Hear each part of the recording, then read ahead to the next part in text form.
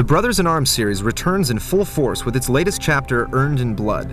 While the faces and places look exactly the same as before, the sequel adds faster and more chaotic battles from the city to the countryside, as well as providing more squad-based tactics.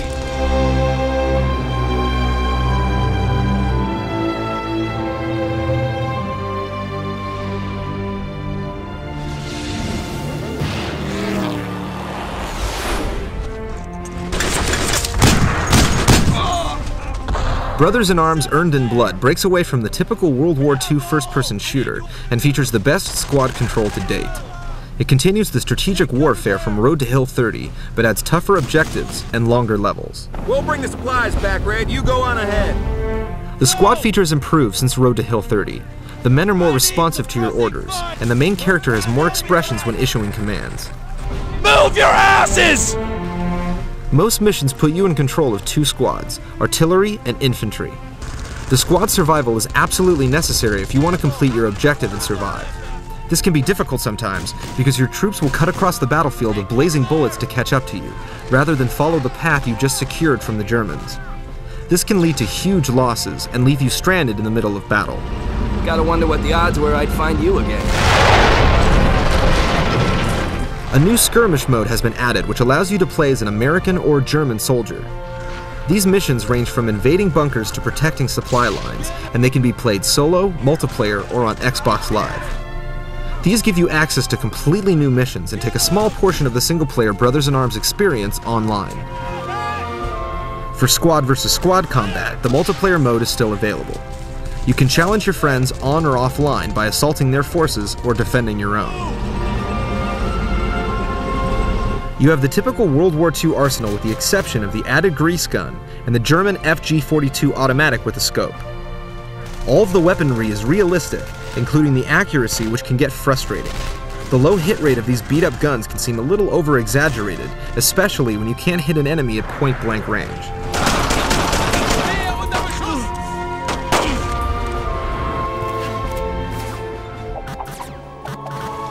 Sergeant Joe Hartsock, sir.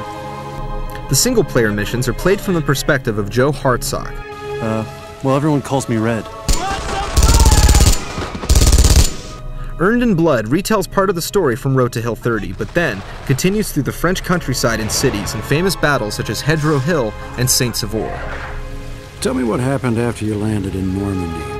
The storyline parallels true events even more so than the last Brothers in Arms. History is written as Red reports his story to his superior officer and reveals how each mission ended before you started. This gives you necessary information but also limits you in how you can complete your objectives. It sets a standard for how each mission should be finished. That explains the damage. Squad! Fall in! But the game also says, specifically, that war sometimes isn't fair, but a video game should be. So it makes exceptions when it brings back people to life before the next battle, or gives you the ability to heal your squad and start over. Well, of course we're in. The 101st never turns down the opportunity to save the 82nd's ass. The soldiers you fight with and command have the same comedic and dramatic personalities from the Road to Hill 30, and several characters return. The writing contains more inside jokes and relationships this time that make each team more of a brotherhood. And my mother, she was a piece of work. She once made me wash the dishes at 3 o'clock in the morning.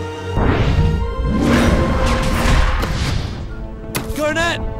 Start firing! Visually, everything in Earned in Blood is very similar to the previous version, creating a familiar feeling from Mission 1. The graphics engine is the same used in Road to Hill 30, which is a disappointment, considering this is the next installment in the series. The character models haven't changed either, so the lip movement with the dialogue is still hit or miss. But the expressions, specifically the eyes, create moments where you really feel like your men are watching you for your next command. Got word you guys are on your way. Colonel Johnson sent me to find you. The AI is the biggest improvement from the first game. The enemies are tougher and more intelligent. When you're trying to flank someone, they'll often realize what you're doing and have additional forces outflank you. This creates a more tense and realistic difficulty level, and completely eliminates the possibility of a run-and-gun approach.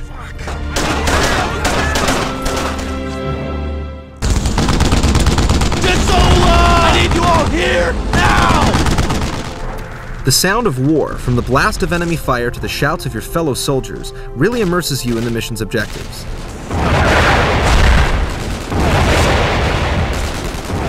Each weapon has its own sound, from full auto grease guns to Panzer Shreks whizzing past your helmet.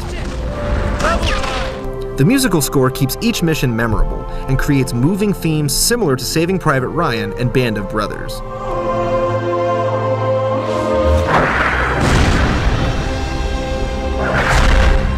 Brothers in Arms Earned in Blood is a great true-to-life World War II experience that features amazing enemy AI, tactical team warfare, and a unique multiplayer feature.